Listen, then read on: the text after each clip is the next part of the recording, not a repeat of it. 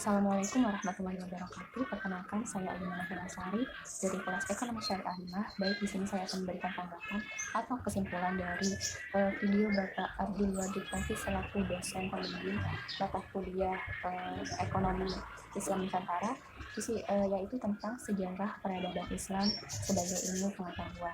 Ya, kita tahu bahwa sejarah itu sangat penting dan apabila kita tidak mempelajari sejarah, maka kita tidak akan tahu apa saja yang sudah terjadi pada masa lampau, dan itu bisa dijadikan pembelajaran untuk masa-masa yang akan datang.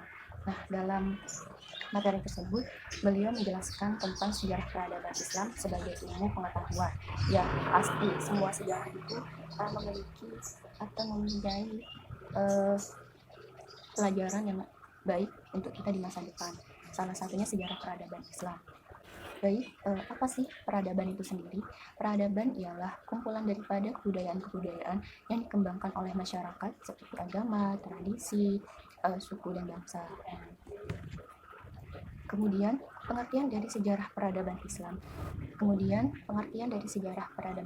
Ialah sebagai kemajuan dan tingkat kecerdasan akal yang dihasilkan dalam satu periode kekuasaan Islam, mulai dari periode Nabi Muhammad SAW sampai periode kekuasaan Islam sampai saat ini.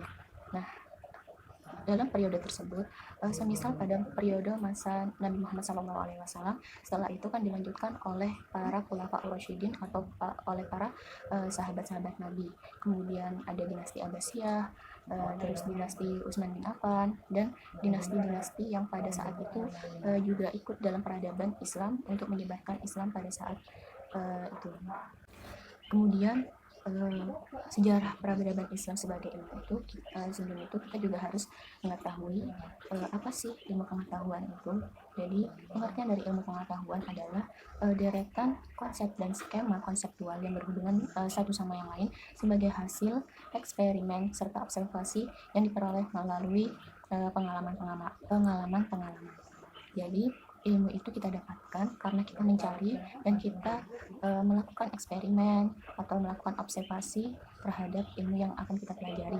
Semisal ilmu fisika, kimia, kita kan harus juga melakukan eksperimen agar kita tahu zat apa yang akan dihasilkan apabila zat ini dicampur dengan zat ini, seperti itu. Kemudian kriteria ilmu pengetahuan. Dalam kriteria ilmu pengetahuan ini memiliki 6 kriteria, yaitu yang pertama memiliki objek yang jelas. Ya, pastinya kalau tidak jelas itu kita kan berarti mengira-ngira atau memakai praduga. Kalau ilmu itu harus jelas. Kemudian memiliki metode tertentu. Yang ketiga, disusun secara sistematis. Tentu. Keempat, menggunakan pemikiran yang rasional. Kemudian yang kelima, kebenarannya bersifat objektif. Dan yang keenam yaitu memiliki tujuan. Tentu saja semua ilmu pengetahuan itu memiliki tujuan. Kemudian kriteria sejarah peradaban Islam. Tentu saja sejarah peradaban Islam juga memiliki kriteria yang hampir sama seperti kriteria ilmu pengetahuan. Karena apabila sejarah peradaban Islam tidak memiliki kriteria, maka sejarah tersebut tidak dapat dikatakan sebagai ilmu pengetahuan. Nah, dalam sejarah peradaban Islam, yaitu memiliki 6 kriteria. Yang pertama itu memiliki objek yang jelas. Sejarah peradaban Islam membahas kejadian-kejadian atau peristiwa-peristiwa yang terjadi dalam dunia Islam yang di masa lampau, tentunya yang memiliki objek yang jelas. Kemudian yang kedua yaitu memiliki metode tertentu.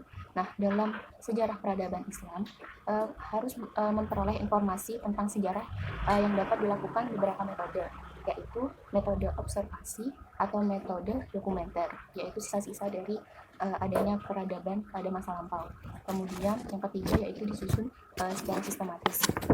Ya, jadi sejarah peradaban Islam itu harus disajikan secara urut atau secara sistematis berdasarkan tahun kejadian, kemudian peristiwa yang mengawali itu apa, hingga berakhirnya peristiwa tersebut. Kemudian yang keempat yaitu menggunakan pemikiran yang rasional. Kebenaran fakta sejarah diperoleh dari penelitian sumber sejarah yang dikumpulkan dengan menggunakan rasio, yang tidak menggunakan perasaan, praduga, logika, akan tetapi menggunakan akal sehat. Kemudian yang kelima yaitu kebenarannya bersifat objektif, yaitu kebenaran faktanya harus bersifat objektif ya. Semisal adanya prasasti, kita menemukan adanya prasasti pada masa lampau, kemudian tulisan-tulisan, kemudian dokumenter atau dan sebagainya dan lain-lain. Nah, dan yang terakhir yaitu kriteria dalam sejarah peradaban Islam harus memiliki tujuan. Jadi, sejarah peradaban Islam disusun untuk mengenang dan mempelajari kembali lintasan sejarah Islam masa lalu serta mengambil hikmah dan pelajaran untuk kehidupan masa kini. Kemudian selanjutnya yaitu tentang manfaat mempelajari sejarah peradaban Islam, yaitu ada 3. Yang pertama, kegunaan edukatif, yaitu sebagai media pembelajaran makna dari peristiwa-peristiwa terlampau. Kemudian yang kedua yaitu kegunaan inspiratif, yaitu bisa dijadikan inspirasi dalam kehidupan pribadi maupun sosial. Dan yang terakhir yaitu kegunaan rekreatif. Nah, kegunaan rekreatif ini sebagai sarana memberikan hiburan dengan dijadikan materi sebuah film, misalnya seperti itu. Nah, baik, cukup sekian yang dapat saya sampaikan. Mohon maaf apabila masih ada kurangnya atau kurang jelas. Terima kasih. Wassalamualaikum warahmatullahi wabarakatuh.